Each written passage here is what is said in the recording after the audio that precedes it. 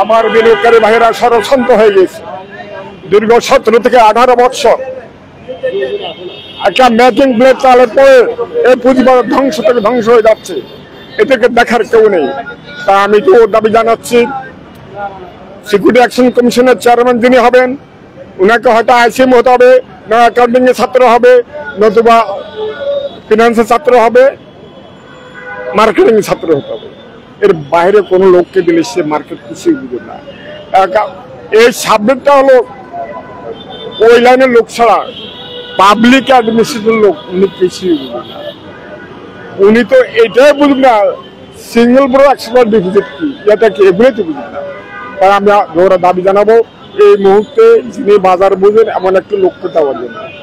সবচেয়ে দুঃখের বিষয়, বাজারে যত লোকে আনে দেওয়া হোক, যে ইস্যুয়ার কোম্পানিগুলোকে সেন অফ কমিটি না আনা হবে, ইস্যুয়ার কোম্পানিগুলো যেভাবে আমাদের অর্থ লুণ্ঠন করেছে, যেমন ক্যাপিটাল 195 টাকা 50 পয়সা করে নিয়েছে, আজকে 8 টাকা, অ্যাপোলো ইস্পাত 22 টাকা, আজকে কত 3 টাকা।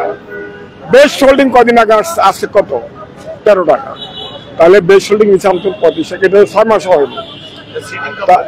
তাহলে আমার প্রশ্ন হলো, এইভাবে প্রত্যেকটি ইস্যুয়ার কোম্পানি, ইস্যু ম্যানেজার এবং অডিট ফার্ম যারা এই কোম্পানিগুলোকে আসার সহযোগ করছে, তাদের প্রত্যেকে আইনের আওতায় আনা হোক, তাদেরকে শাস্তি দেওয়া হোক।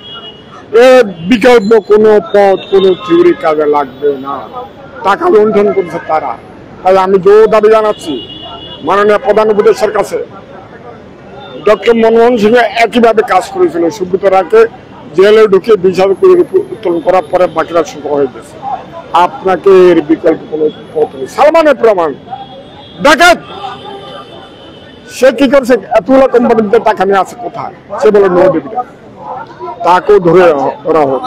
টাকা কি করেছে, তুমি যখন কোম্পানি মার্কেটে আসো বলো আমি আসি কলা গাছ, হবো তালা গাছ, এরপরে বটবৃক্ষ, জাতিকে সেবা দেবো, এইদিকে তার নমুনা।